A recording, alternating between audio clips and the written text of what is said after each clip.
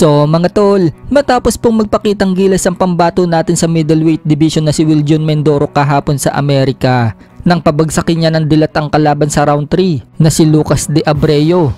3 beses pa nga pong pinabagsak ng Pinoy ang taga Brazil. Sumukhang hindi po mapapahinga ang kababayan natin mga tol, dahil kakatapos lang po ng laban niya. Muli na naman po siyang mapapalaban next month sa December 6. Makakaharap po ni Mindoro mga tol ang Australian fighter na si Joel Camilleri. May record na 29 wins, 8 losses and 1 draw with 14 knockouts. Hindi nga po biro itong makakalaban ni Mindoro mga tol, dahil kampiyon po ito sa IBF Pan Pacific Middleweight. Pero ayon naman kay Mindoro mga tol, isang exhibition lang umano ang laban niya sa Dubai. Ngunit kahit na exhibition lang daw yan mga tol, parang totoong laban na din daw yan. So parang katulad po yan noong lumaban si Albert Pagara sa Russia sa isang exhibition match, kung saan nakalaban po ni Albert Pagara mga tol noong October 18 ang gold medalist na si Albert Batergasib.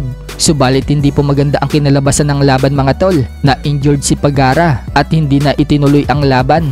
Kahit na exhibition lang ang naging laban ni Pagara mga tol, marami ang nambabash kay Pagara dahil natalo at hindi niya na naituloy ang laban. Kaya sana maging okay mga tol ang laruan ni Mindoro mga tol sa Dubai sa December 6. Kahit na isang exhibition lang yon, kailangan magpakitang gilas pa rin si Mindoro. Sa kabilang banda naman mga tol, matapos po nating maibalita kahapon na wagi si Bam Rodriguez na madepensahan ng kanyang WBC Super Flyweight dito sa dating tinalo ni Casimero na si Pedro Guevara, kung saan round 3 lang mga tol ang tinagal ni Guevara. 2 beses pa siyang pinabagsak ng kampyon. Sa naganap naman po na laban sa main event, tagumpay nga din pong nadepensahan ni Jaron Ennis ang kanyang IBF Welterweight World Title dito kay Karin Chokadchan sa kanilang naging rematch. Bagamat napabagsak po ni Jaron Ennis sa round 5 itong si Karin Chokadchan, nahirapan po si Jaron Ennis na inakaut ang kalaban. Sinabi pa naman ni Jaron Ennis mga tol na inanakaut daw niya sa rematch itong si Chokadchan, pero hindi po nangyari mga tol.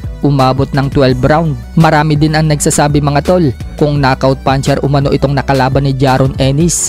Baka bumagsak pa daw itong si Ennis. Makailang beses daw kasing tinatamaan ng lepok si Jaron Ennis, kaya mas mainam daw mga tol na wag na daw pangarapin ni Jaron Ennis si Terence Crawford, dahil may kalalagyan umano si Ennis kay Crawford kapag yan daw ang nakalaban niya. Samantala, wagi nga din po ang dating super lightweight world champion na si Subriel Matias na napalaban din po kahapon sa baluarte niya sa Puerto Rico. Round 2 nga lang po ang tinagal ng kalaban niyang si Roberto Ramirez ng Mexico. Bagamat nayanig po si Matias mga tol sa round 1 nang makatama ang kalaban ng solid, pero mabilis pong naka-adjust si Matias mga tol. 2 beses niyang pinabagsak si Ramirez sa round 2 at hindi na nagawang ituloy pa ni Ramirez ang laban.